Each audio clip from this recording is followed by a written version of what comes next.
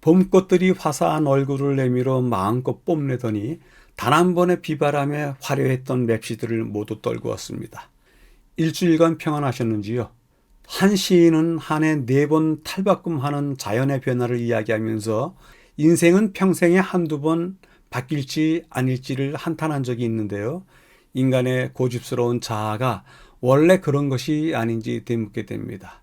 다행스럽게도 우리는 그리스도인이 되었고 자신의 삶을 스스로 바꿀 수 없다는 것을 알게 된 다음에 하나님을 의지하면서 살아가고 있습니다. 이번 주 제4과의 제목은 하나님을 두려워하며 그에게 영광을 돌리라인데요. 이 요청은 하나님 종교가 우리에게 요청하는 궁극적인 모습이 아닌가 생각이 듭니다. 자신의 하나님에 대한 두려움이 없는 종교는 인간을 방종하게 만들고 영광을 돌리라는 요청이 없는 종교는 인간을 악한 모습 그대로 드러나게 할 뿐이라고 생각이 듭니다. 따라서 두려워하며 하나님 앞에 선 인간으로서 그분에게 영광을 돌리라는 성경의 요구는 인간의 자리, 인생의 한계를 보여주고 구원을 갈망하는 인간은 어떤 길을 준비해야 하는지를 전해주고 있는 듯 싶습니다. 마지막 시대를 살아가는 우리의 삶의 모습이 어떠해야 될지 찾아가 보도록 하겠습니다. 제4과의 기억절입니다. 성도들의 인내가 여기 있나니 저희는 하나님의 계명과 예수에 대한 믿음을 지키는 자니라.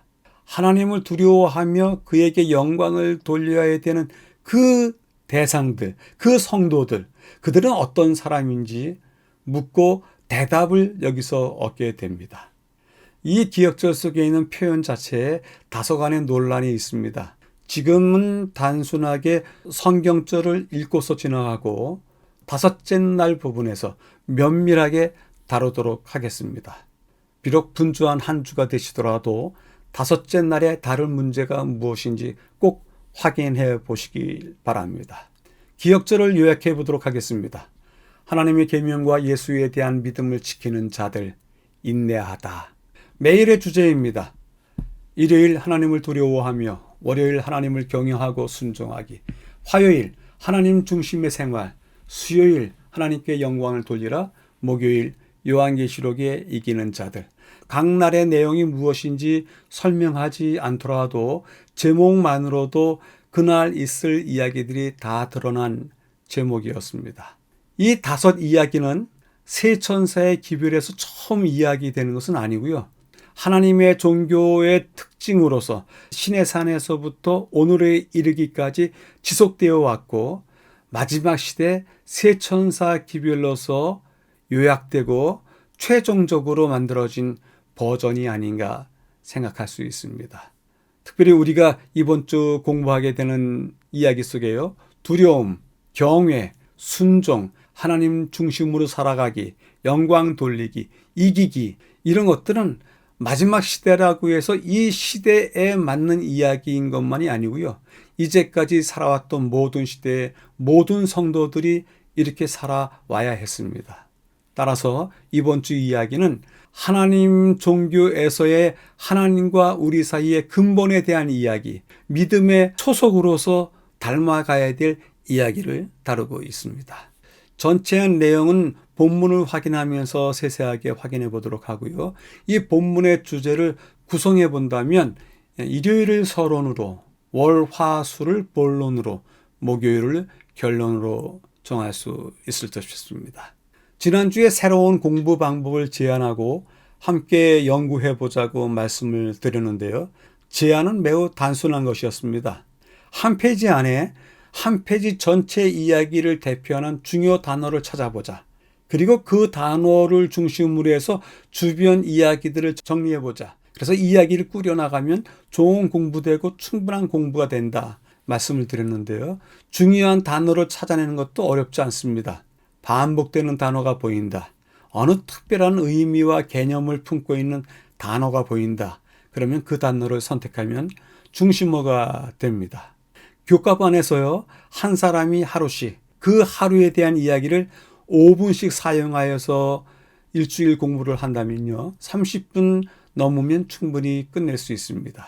중요 단어를 소개하고 그 단어를 중심으로 해서 이야기를 풀어나가면서 새롭게 배운 것, 더 확실하게 알게 된 것, 짧게 소개하면 유익한 공부가 되리라고 생각이 듭니다. 전체 배경입니다. 하나님을 두려워하며 그에게 영광을 돌리라. 이 한 페이지 안에서는 어떤 단어들이 많이 사용되는지 확인하도록 하겠습니다.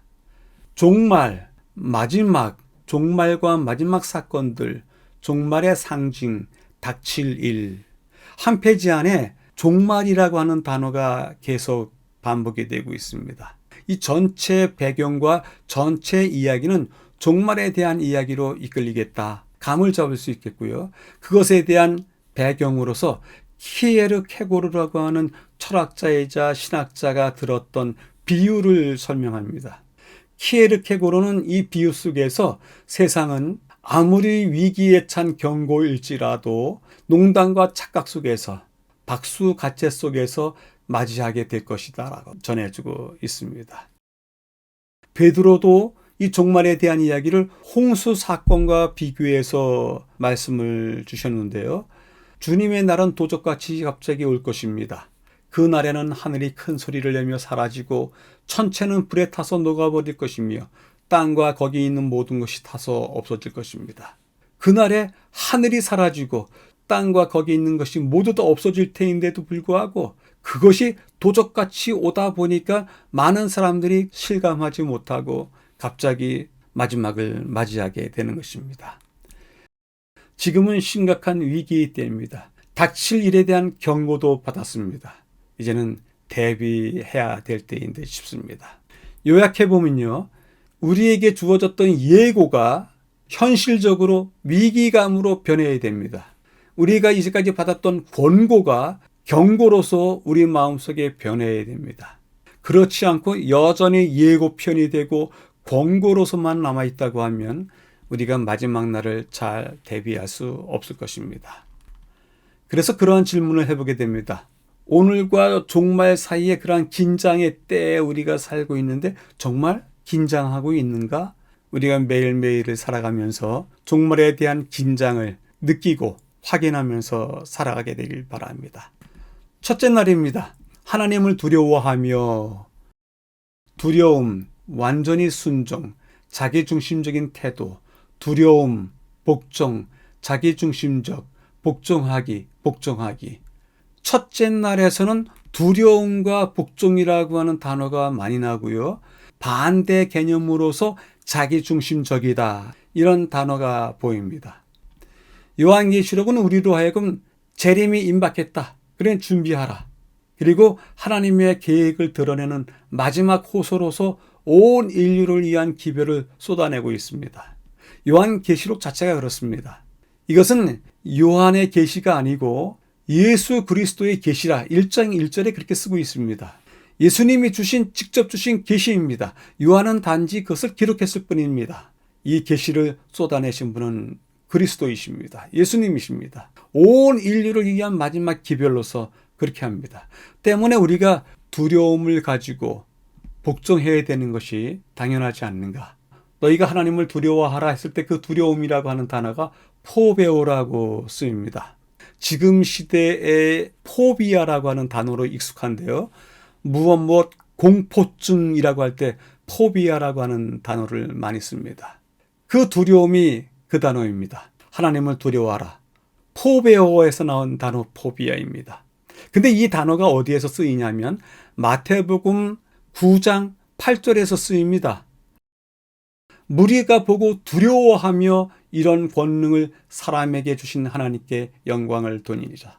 여기 두려움은 어떤 두려움이냐면 하나님께 영광을 돌리는 두려움.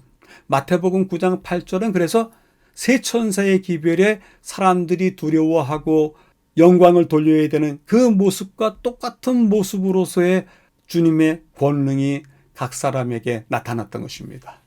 마태복음 9장 8절의 이 두려움이 하나님과 만남에서의 느끼는 떨림으로서의 포비아라고 생각을 하는데요. 그러한 포비아는 어디에서 또 다시 발견되냐 하면 빌립보서 2장 6절 8절에서 다시 반복이 됩니다. 하나님의 본체시나 하나님과 동등됨을 취할 것으로 여기지 아니하시고 자기를 낮추시고 죽기까지 복종하셨으니 곧 십자가에 죽으심이라. 하나님과 동등됨을 여기지 아니하고 죽기까지 복종하는 것, 그것이 두려워함의 모습입니다. 하나님을 두려워하라. 그 두려움에 대한 가장 큰 본보기를 예수님의 삶 안에서 배우게 되는 것입니다. 공경, 존경, 경외함, 순종함, 복종, 그것이 빌립보서 2장 6절 8절에서 다시 보이고 있습니다. 주님은 그렇게 하나님 앞에 두려움으로 복종하였지만 하나님의 권위에 대해서 복종하기를 거부하면서 자기 중심적이었던 루시퍼를 보게 됩니다. 내가 하늘에 올라 하나님의 무별 위에 내 자리를 높이리라. 내가 북극 지폐의 산 위에 앉으리라. 가장 높은 구름에 올라가 지극히 높은 이와 같아지리라 하는도다. 하나님을 두려워하지 아니하고 자기 중심적으로 살아가는 사람들의 말투가 여기에 있습니다. 대쟁투의 본질은 누구에게 복종할 것인가로 판가름 나는 듯 싶습니다. 첫째 날을 요약해 본다면요, 하나님의 권위에 대해서 그리스도께서는 두려워하셨다. 그래서 자기를 낮추사 죽기까지 복종하셨다. 대신에 루시퍼는 위에 앉으리라 라고 이야기하면서 자기 중심적인 세계관으로 이끌고 나가는 것을 보게 됩니다. 두려움과 복종, 그리고 자기 중심, 이것은 대쟁투의 본질로서 누구에게 복종할 것인가, 그것이 우리가 선택해야 될, 또 우리가 받아야 되는 질문인 것입니다. 많은 사람에게 교육이란 서적으로부터 얻는 지식을 의미한다. 그러나 여호와를 경외하는 것이 지혜의 근본이다. 하나님을 사랑하고 두려워하는 지극히 작은 어린아이를 하나님께서는 가장 재능 있고 학식이 많지만 개인적 구원의 문제를 등한히 하는 사람보다 더 크게 보신다. 마음과 생애를 하나님께 성별하여 바치는 청년들은 자신들을 모든 지혜와 탁월함의 원천에 연결시키고 있는 것이다. 요약해 보면요, 하나님을 두려워하라. 하나님께 복종하라.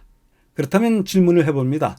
하나님, 두려우신 분이라고 느끼고 있는가? 아니면 쉬이 그분 앞에서 우리의 이야기를 할 수 있는, 변명을 할 수 있는 분이라고 여기는가? 둘째 날입니다. 하나님을 경외하고 순종하기. 두려워하는 것, 경건한 존경의 태도를 갖는 것이다. 계명에 순종하는 것이다.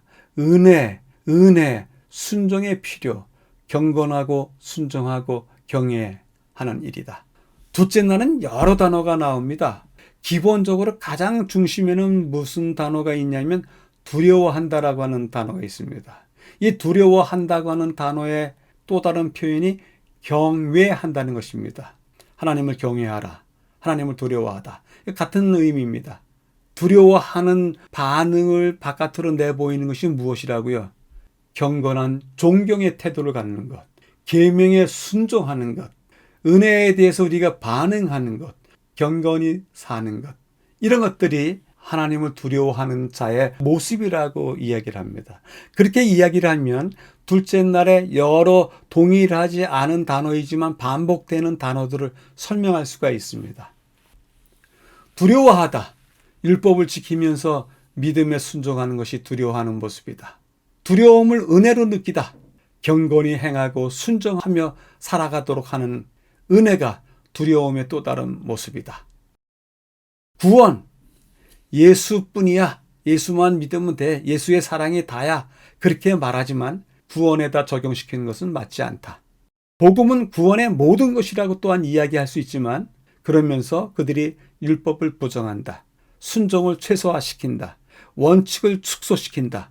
그런데 원래 복음이라는 것은 율법을 부정하지도 순종을 최소화하지도 원칙을 축소하지도 않는다. 그리스도께서 바로 그렇게 하셨다. 주님께서는 율법을 존중하셨고 성경의 원칙을 따르셨고 진리의 원칙에 대해서 그분 스스로가 진리이시기 때문에 진리의 원칙에 대해서 변하지 않으셨다. 믿음 충만함으로 그리고 경외하는 모습으로 삶을 살아가라. 이렇게 말씀 주십니다. 인류는 첫째 천사를 통하여 하나님을 두려워하며 그에게 영광을 돌리고 주님을 천지의 창조주로 경배하라는 명령을 받았다. 사람이 이 일을 하려면 하나님의 계명을 지켜야 한다. 현인은 하나님을 경외하고 그 명령을 지킬지어다. 이것이 사람의 본분이라고 말한다. 하나님의 계명을 지키지 아니하면 어떤 예배로도 하나님을 기쁘시게 할 수 없다. 말씀에 순종하는 것이 하나님을 두려워하는 것이다. 질문을 해봅니다. 하나님을 경외하는 그 삶으로서 경험하는 실체가 있는지요? 아직까지 적게 배웠지만 이것이 하나님을 경외하는 삶으로서 배운 거야. 이렇게 이야기할 수 있는 것이 있는지요? 질문해 보시게 되기를 바랍니다. 하나님을 경외하고 순종하기가 제목인데 하나님을 경외한다는 것이 무엇인지, 성경은 어떻게 이야기하는 것인지, 가장 작은 하나님을 경외하는 모습이 어떤 것인지 살펴보려고 합니다. 실생활에서 기본적으로 행하는 하나님을 경외하기. 너는 귀 먹은 자를 저주하지 말며 맹인 앞에 장애물을 놓지 말고 내 하나님을 경외하라. 나는 여호와니냐. 너는 샘머리 앞에서 일어서고 노인의 얼굴을 공경하며 내 하나님을 경외하라. 나는 여호와니라. 너희 각 사람은 자기 이웃을 속이지 말고 내 하나님을 경외하라. 나는 너희의 하나님 여호와이니라. 근데 이것을 헤브라이즘, 즉 구약 시대의 백성들은 이렇게 해석을 했습니다. 각 문장마다 내 하나님을 경외하라, 경외하라, 경외하라 써놨는데 그 경외하라라고 하는 단어 앞에 귀 먹은 자를 저주하지 말고 맹인 앞에 장애물을 놓지 말고 센 머리 앞에서 일어서고 노인의 얼굴을 공경하고 자기 이웃을 속이지 말고 이런 이야기가 하나님을 경외하라라고 하는 명령 앞에 있었습니다. 그러니 그 앞에 있는 행동들이 하나님을 경외하는 실제적인 모습이다. 하나님 경외하기란 이런 것이다. 이 성경절을 가지고 교육을 했습니다. 아주 단순하지만 이것이 하나님을 경외하는 사람의 삶의 한 모습인 것은 분명해 보입니다.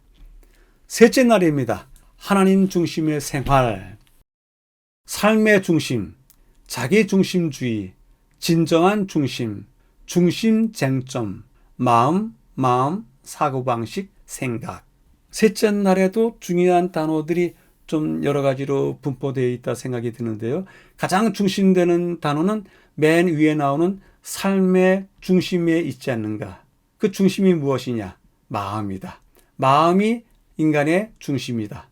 즉 마음이라고 하는 것은 사고방식을 이야기한다. 생각을 이야기한다. 삶의 중심들이 돈이요, 쾌락이요, 권력이요, 스포츠요, 오락인 그러한 시대에 살고 있습니다. 삶의 중심들이 이런 것이다 보니까 자기 중심적으로 횡포를 행합니다. 그리고 이 모든 것들을 자기 중심적인 우선순위에 두고서 살아가고 있습니다.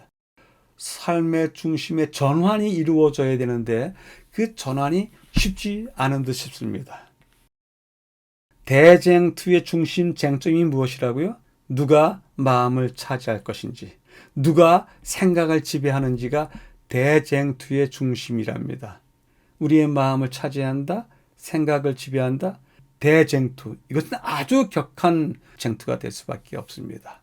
우리 모두의 마음은 우리 존재의 성체입니다. 행동의 원천입니다.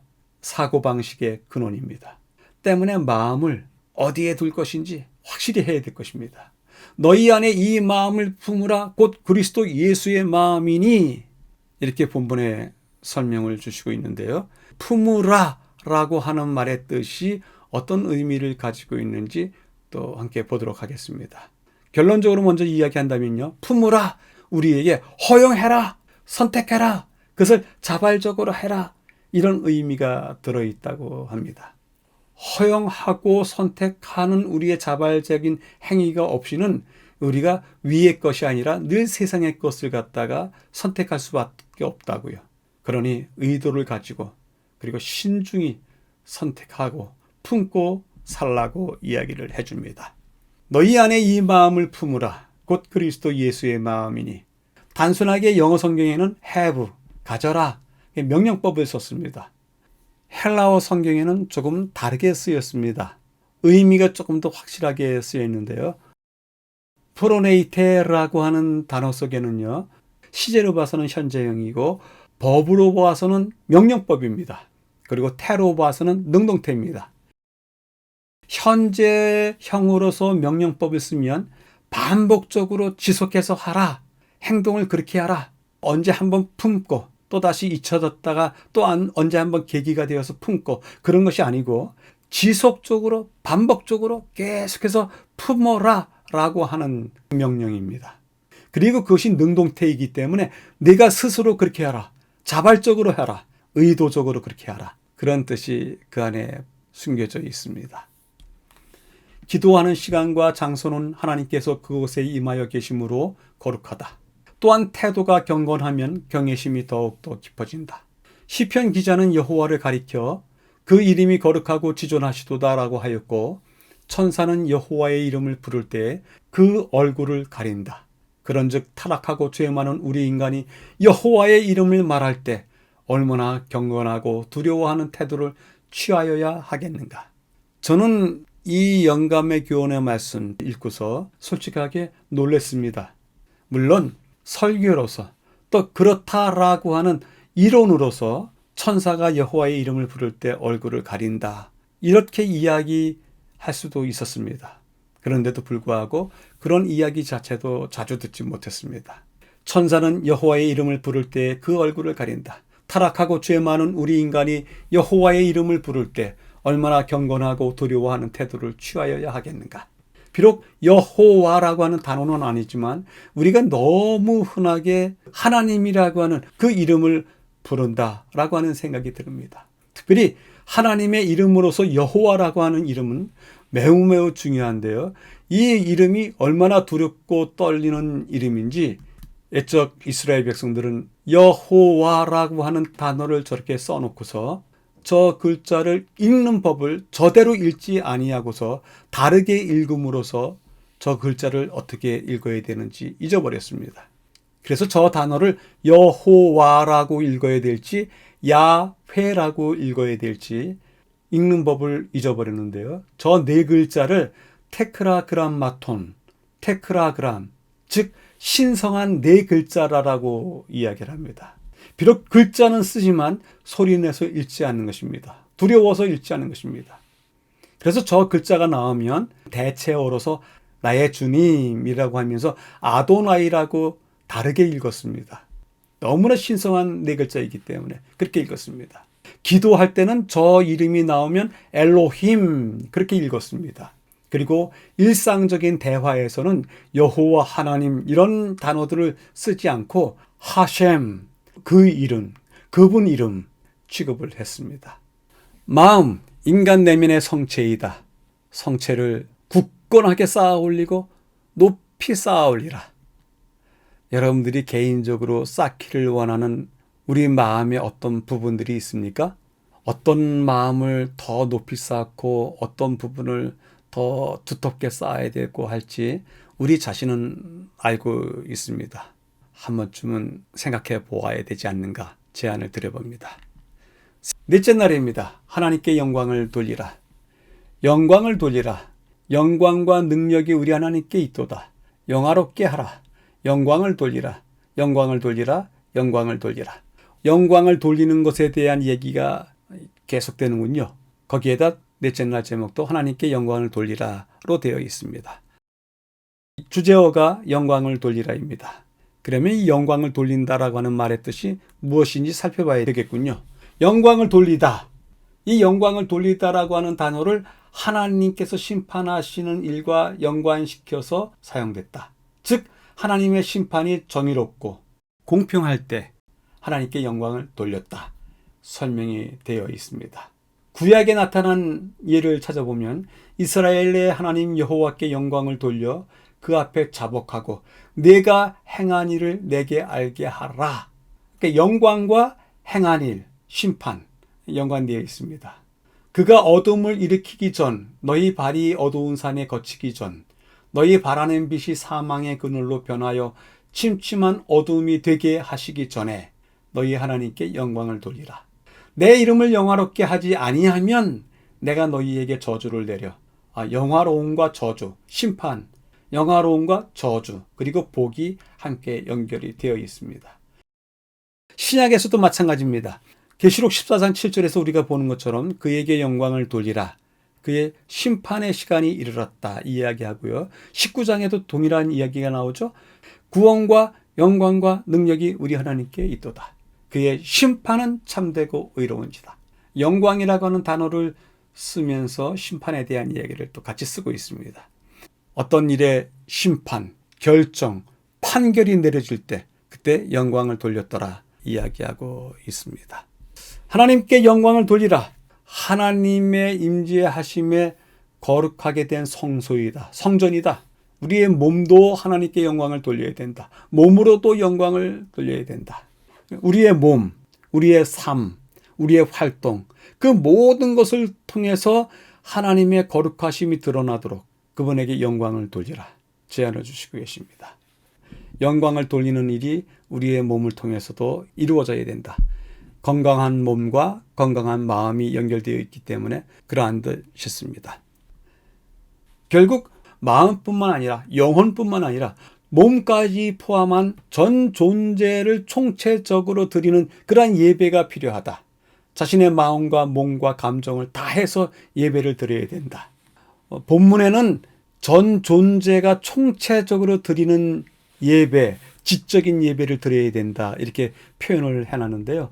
지적인 예배하면 배운 사람들에게 국한이 되고 또 많이 아는 사람들에게 국한이 되는 그런 느낌이 들어서 이 단어를 각성된 예배, 마음과 몸이 깨닫고서 준비되어 있는 그런 각성된 예배를 드리자 제안을 드려봅니다. 교재에 그 지적 예배라고 하는 단어가 각성된 이런 뜻으로도 해석이 될 수 있기 때문에 그렇게 제안을 드려봅니다. 여러분의 몸을 하나님께서 기뻐하실 거룩한 산 제물로 드리십시오. 이것이 여러분들이 드릴 합당한 예배입니다. 이것이 새 번역의 표현입니다. 합당한 예배. 필립스 성경 번역본인데요. 거기에 이제 지적인, 지성적인, 그리고 이성적인 번역할 수 있는데요. 지성적이다, 이성적이다 하는 것이 학문적인 용어이고 또 그런 분야에 치우쳐 있기 때문에 이 단어를 각성된, 깨달아 알면서 드리는 예배, 각성된 예배라고 바꿔봤습니다. 우리가 예배 시간마다 하나님의 말씀과 맞부딪히면서 깨달아지고 알게 되고 그런 다음에 바뀌어야 되는 것이 아닌가. 그런 입장에서 각성된이라고 하는 단어가 적절한 것 같기도 합니다. 원어 성경 자체에서는 합리적인 예배 이렇게 써놨습니다. 몸, 마음, 감정 다 드리는 그러한 예배, 전 존재로서 드리는 예배, 그것이 합리적인 예배이다 표현이 되고 있습니다. 이 사과의 제목이 하나님께 영광을 돌리라 라고 되어 있는데요. 헤브라이즘, 즉 구약시대의 백성들에게는 하나의 구호처럼 남아 있습니다. 그래서 하나님의 이름에 영광을 돌려라. 하나님의 이름을 거룩하게 하라. 그러한 뜻으로 키두시 하셈이라고 하는 단어가 있는데요. 이것은 매우 매우 중요한 헤브라이즘 사람들의 생활의 신조입니다. 제1신조입니다. 하나님의 이름을 망령되이 일컫지 말라. 거기서 나온 사상인데요. 이것이 이제 결국은 하나님께 영광을 돌리라. 이런 말까지 발전이 되었습니다. 여러분들의 집 어디 기둥에도 하나쯤은 적어 놓으시면 좋을 듯 싶습니다. 키두시 하셈, 하나님의 이름을 거룩하게 하라. 그것은 하나님께 영광을 돌리라는 뜻이다. 넷째 날을 줄여보겠습니다. 우리 삶에 대한 평가들, 그 평가들이 하나님께 영광이 되기도 하고 하나님께 모욕을 드리는 일이 되기도 한다. 그래서 우리의 삶에 대한 평가는 매우 매우 중요하다. 질문을 해봅니다. 내 존재의 구성 요인들, 내 마음과 몸과 감정과 내 존재 전체 안에 있는 구성 요인들 중에서 하나님께 영광을 돌리는 어떤 부분이 있는가? 어떤 요소들이 있는가? 물어볼 수 있을 듯 싶습니다. 다섯째 날입니다. 요한계시록에 이기는 자들. 예수의 믿음, 예수의 믿음, 예수의 믿음. 예수님은 예수 그리스도를 다섯째 날의 초점이 다 예수님에게 맞춰져 있군요. 특별히 예수의 믿음 여기에 맞춰져 있습니다. 처음 시작할 때 제가 다섯째 날에 가서 예수에 대한 믿음, 그것에 대한 표현에 대해서 설명을 드리겠습니다. 또 그 안에 있는 의미를 말씀드리겠습니다. 제안을 드렸는데요. 그 제안이 바로 여기에 나오는 표현 때문이었습니다. 이번 교과의 저자는 우리의 기억절에 나오는 예수에 대한 믿음을 예수에 대한 믿음이 아니다. 예수의 믿음이다. 성경을 그렇게 해석해야 된다. 라고 거듭거듭 주장하면서 다섯째 날을 시작합니다. 예수에 대한 믿음이 아니라 예수의 믿음이다. 예수님이 가지신 믿음이다. 그 예수님이 가지신 믿음은 사탄의 유혹을 이긴 품격이 있는 믿음이었다. 예수에 대한 믿음 절대로 아니다. 우리 자신의 믿음의 성장, 우리 자신의 의지력, 됨됨이에 따라서 달라지는 것이다? 아니다. 우리가 그분이 어떤 분이신 것에 대해서 의지해야만이 우리가 믿음의 성장, 믿음의 승리 얻을 수 있다. 결국 믿음의 성장이나 승리는 다 그분이 어떤 분이신지를 알고 그분이 하신 것처럼 하나님을 의지하고 또 그분을 의지하는 것, 그것으로 말미암아서 결과가 나오게 되는 것이다. 세 천사의 기별은 아버지를 믿음으로 승리하신 주님, 즉 아버지를 믿는 그 믿음으로 승리하신 주님에 대한 이야기이기도 하다. 요한계시록은 주님의 은혜와 능력으로 승리한다는 기별이다. 우리가 주님의 믿음을 본받을 때 그분의 은혜와 능력이 우리에게 더해질 것이다. 예수에 대한 것 아니라 예수의 믿음을 배우자. 예수에 대한 우리의 믿음을 이야기하지 말고 예수의 믿음을 배우자. 예수에 대한 믿음이 아닙니다. 예수의 믿음, 그것을 배우자. 승리하는 강력한 믿음으로서 예수님께서 갖고 계신 믿음, 우리가 보고 있는가? 보았는가? 볼 수 있었던가? 생각하면서 주님께서 지니셨던 믿음이 어떤 것인지를 새삼 배우게 되길 바랍니다. 예수님에 대한 믿음, 예수님의 믿음, 이것이 어떤 것이 맞는지 그것에 대한 설명이 좀 필요합니다. 성경들도 의견이 나누어져 있습니다. 개역 개정 성경하고 쉬운 말 성경에는 예수에 대한 믿음을 지키는 자다.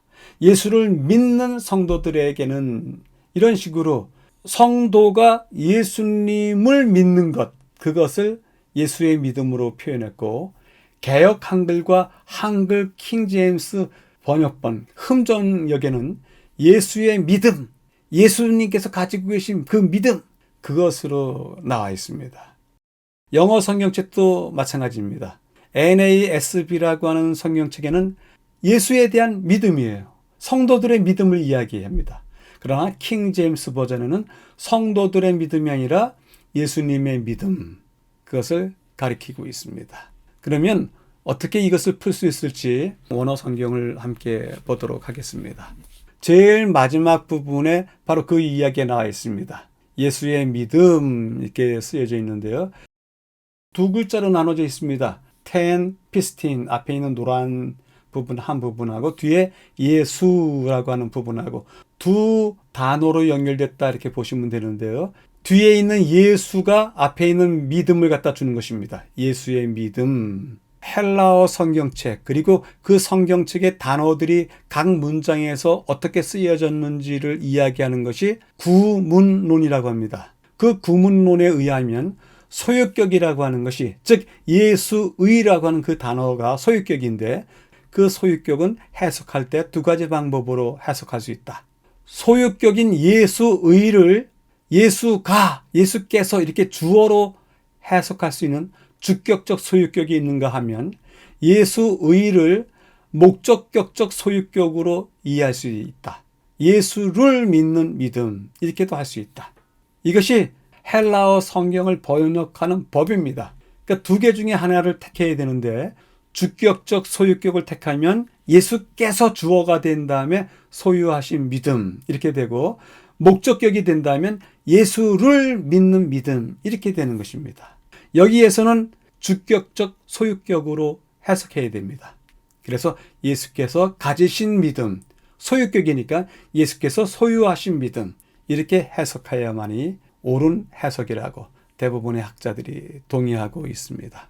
교제의 기억절에는 예수에 대한 믿음으로 쓰여져 있지만 그것은 성경책을 개역 개정으로 선택했기 때문에 있었던 당연한 표현법이고요. 개역 한글판에 있는 대로 예수의 믿음, 한글 킹 제임스 버전에 나오는 것처럼 예수의 믿음으로 해석해야지 더 정확한 해석이 나오리라 제안을 해보게 됩니다. 그렇게 말씀을 드리는 까닭이 있습니다. 예수에 대한 믿음을 가진 자들, 그들이 하나님의 성도들이라고 하면 그럼 그 예수에 대한 믿음은 어떻게 측량해야 되고 어느 수준까지가 예수에 대한 믿음으로서 정량적으로 평가하고 판단할 수 있을까요? 믿음의 깊이가 100이라고 하면 어느 정도까지 차야만이 예수에 대한 믿음을 가진 자이기 때문에 성도가 되었다라고 그렇게 확정 지을 수 있을까요? 그렇게 예수에 대한 믿음을 정량적으로 평가하는 일은 성경책에 나와 있지 않습니다. 그래서 예수의 믿음, 이것을 기억절에 더 적합한 성경 해석이라고 제안을 드려보고요. 그 다음에 예수의 믿음은 또 어떤 믿음일까? 사실은 성경 신구약 전체 다를 찾아봐도 하나님의 계명과 예수 믿음을 지키는 자니라 이 두 가지를 한 쌍으로 놓은 곳은 이것뿐이 없습니다. 다른 그 어디에서도 이것이 발견되지 않습니다. 다른 곳에 나와야만이 이곳에서 조금 저곳에서 조금 얻어가면서 해석이 쉬울 텐데요. 하나님의 계명과 예수의 믿음이 한 쌍을 이룬 것도 없을 뿐더러 예수 믿음이 무엇이다 라고 설명해 놓은 부분도 없습니다. 이것에 대해서 심사숙고해서 발표되는 연구들도 극히 적기 때문에 있는 그대로 이해하는 것이 가장 좋은 방법인데 또 다른 방법으로 이해할 수 있다면 어떻게 이해할 수 있을까 한번 제안을 드려봅니다. 예수님의 믿음, 그것을 우리가 예수님께 드리는 믿음만큼이나 예수님께서 하나님께 드리는 믿음으로 제안하고 그 믿음의 특성을 신앙적인 용어로 정의를 내린다면 단순합니다. 아들이 아버지를 믿는 그 믿음, 그렇게 설명해도 큰 성과를 얻게 될 것입니다. 그럼에도 불구하고 예수님의 믿음을 당신의 구원 사역에 대한 확고한 신념, 그리고 어떤 난관이 있더라도 헤쳐나갈 것이라고 하는 자신의 사명감과 책임감으로서의 그 믿음을 가정해 본다면 새로운 설명도 제안될 수 있는 것입니다. 우리 자신도 내가 나의 삶에 대한 사명감, 그 사역, 그 해야 될 일에 대한 내 자신에 대한 믿음이 있지 않습니까? 일을 해나갈 수 있겠다는 믿음. 마찬가지로 예수님의 믿음 안에 하나님의 도우심과 협력, 하나님에 대한 굳건한 의지, 자신의 길을 받으실 것에 대한 확신 등을 가지고 계셨기 때문에 예수님께서 인간을 위해 죽어야만 한다는 사실을 그런 믿음을 가지시고서 십자가를 지신 것은 혹 아니신지요? 성경이 그것을 이야기해 주는 듯 싶습니다. 믿음의 주여 온전케 하시는 이 예수를 바라보자. 그는 그 앞에 있는 기쁨을 위하여 십자가를 참으사 우리가 아직 죄인 되었을 때 그리스도께서 우리를 위하여 죽으심으로 하나님께서 우리에 대한 자기의 사랑을 확증하셨느니라. 그리스도께서 우리를 위해서 죽으심으로 하나님께서 우리에 대한 자기의 사랑을 확증하셨느니라. 내가 죽게 됨으로써 하나님의 사랑이 확증될 것이다 라고 하는 그러한 믿음을 가지시고 계셨던 것입니다. 하나님의 사랑을 드러내는 전 과정, 실천적인 과정, 세세한 부분 모든 과정, 그 과정에 대해서 예수님은 믿음이 있으셨습니다. 그래서 결론적으로 제안 드려본다면요, 예수님의 믿음은 하나님께서 인간과 화목하기 위해서 세우신 전체 역사, 즉 성육신, 공생애, 용서, 고난, 화해, 십자가, 부활 그 등등을 포함하는 구속 전 과정에 대한 믿음입니다. 신뢰입니다. 하나님에 대한 신뢰이고 자신에 대한 신뢰이십니다. 하나님의 사랑을 드러내는 전 역사적인 과정, 실천적인 과정을 성경에서 하나님은 의로우시다 라고 하는 표현으로 하는 것을 볼 수 있습니다. 하나님께서 의로우시다 그렇게 이야기할 때 그 하나님의 의는 어떤 도덕적으로 높은 표준을 이야기하는 것이 아니라 하나님께서 당신이 이루실 일에 대해서 실제로 행동하시는 그것을 갖다가 의라고 부르는 것입니다.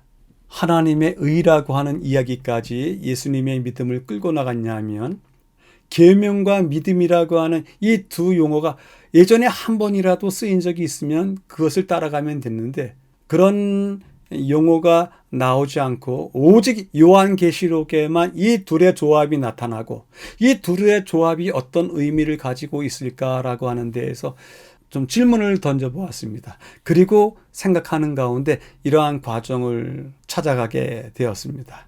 다시 한번 정리를 해볼까요?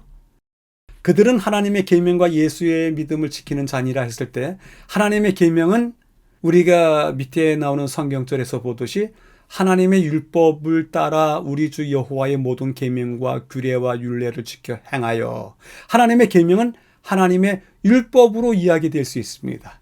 그리고 이 하나님의 율법은 내 나라여 내게 귀를 기울이라 이는 율법이 내게서부터 나갈 것임이라 내가 내 공의를 만민의 빛으로 세우리시라.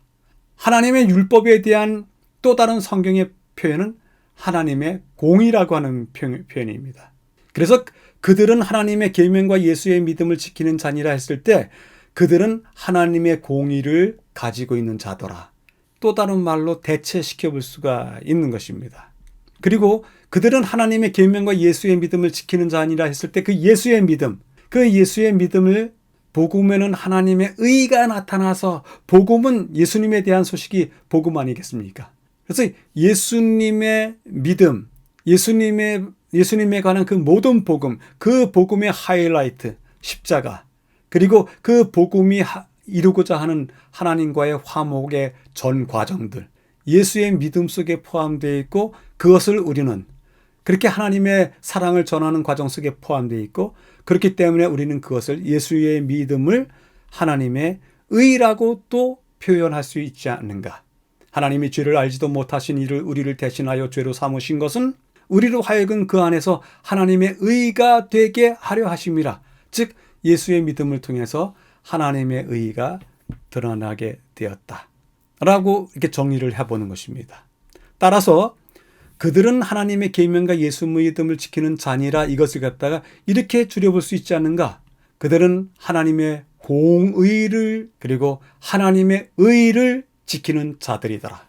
하나님의 공의를 드러내고 하나님의 의를 드러내고 그것을 실천하고 행하는 사람들이 성도들이다. 이야기를 해보는 겁니다. 특별히 이 하나님의 공의와 의는 하나님 나라의 보좌의 기초입니다. 의와 공의가 주의 보좌의 기초라 인자함과 진실함이 주 앞에 있나이다.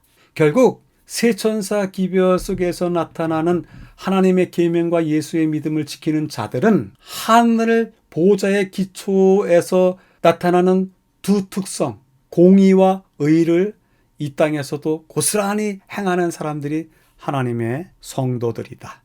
제안을 드리고 싶습니다. 마지막 날에, 세상이 끝날 날에 하나님께서 보이실 것이 뭐가 더 있을까요? 하나님의 백성을 통해서 하나님의 보좌가 무슨 기초하에 이제까지 왔는지 그것을 설명드려야 되지 않을까요? 그렇기 때문에 성도들이 가지고 있는 특성은 하나님의 계명으로 표시된 하나님의 공의와 예수의 믿음으로 표현된 하나님의 의가 아니겠는가 제안을 드려봅니다. 이런 신앙 고백은 하나님의 보좌의 기초에서도 나타나지만 옛날 솔로몬의 성전에서도 번제단에서 지성소에 들어가는 입구에 두 놋기둥을 커다랗게 세웠는데요. 하나는 야긴이고 하나는 보아스라고 했습니다. 지성소 안으로 들어가려면 이 번제단에서부터 들어가려면 이 두 기둥을 통과해야 되는데 이 두 기둥이 성전의 메시지, 하나님의 보좌의 기초의 메시지를 고스란히 또 전해주지 않았던가 생각이 듭니다. 그리고 그 보좌의 기초에 해당되는 그 이야기가 오늘 우리가 이야기하고 고백하는 신조 속에서만 드러날 것이 아니라 생활 속에서도 우리의 삶의 실천 속에서도 드러나야 되는데 그것을 성경은 다음과 같이 이야기하고 있습니다. 의와 공평을 행하는 것은 제사 드리는 것보다 여호와께서 기쁘게 여기시느니라. 상전들아 의와 공평을 종들에게 베풀지니 너희에게도 하늘에 상전이 계심을 알지어다. 오직 정의를 물같이 공의를 마르지 않는 강같이 흐르게 할지니라. 이제는 그 어떤 진술로서 하나님의 계명과 예수 믿음을 말하는 것이 아니라 하나님의 계명이 뜻하는 바 하나님의 공의를 행하고 예수의 믿음이 말하는 바 죄인을 덮어주고 용서해주고 끌어안아서 되살리는 그 전 과정으로서의 의의를 우리가 따라 삶으로써 성도가 되어야 할 듯 싶습니다. 모쪼록 우리 신앙 공동체 안에 하나님의 공의와 하나님의 의의가 충만해지기를 바랍니다. 우리가 할 일은 그분께 굴복하고 우리를 위한 그리스도의 승리를 주장하는 것이다. 자신을 신뢰하지 말고 그분을 신뢰해야 한다. 사실 다른 선택은 없다. 왜냐하면 대장투의 전선에서 자신을 경배의 대상으로 나타내 보이는 존재는 멸망하기로 예정된 악마적인 세력의 활동이기 때문이다. 하나님을 두려워하라는 말은 그분과 영원한 교제 속에 충만한 기쁨으로 그분의 가장 영광스러운 임재 앞에 서도록 우주적인 대쟁투에서 하나님의 편에 서라는 긍정적이고 신성한 부르심이다. 자신에게 질문하기를 해보도록 하겠습니다. 피조물적인 감정을 지니고 하나님 앞에 서서 두려운 경험을 가진 적이 있던가? 오늘의 교과를 세 줄로 요약해 보도록 하겠습니다. 두려운 마음, 그것은 말씀에 순종하는 것이다. 말씀에 순종하라. 위에 있는 것을 바라보며 찾아가라. 의도적으로 하지 아니하면 땅의 것만을 바라보게 될 것이다. 영광을 돌리라. 이기는 자 되라. 본 학회의 교과 연구에 참여해 주신 여러분들께 감사드립니다. 다음 주에 다시 뵙겠습니다. 감사합니다.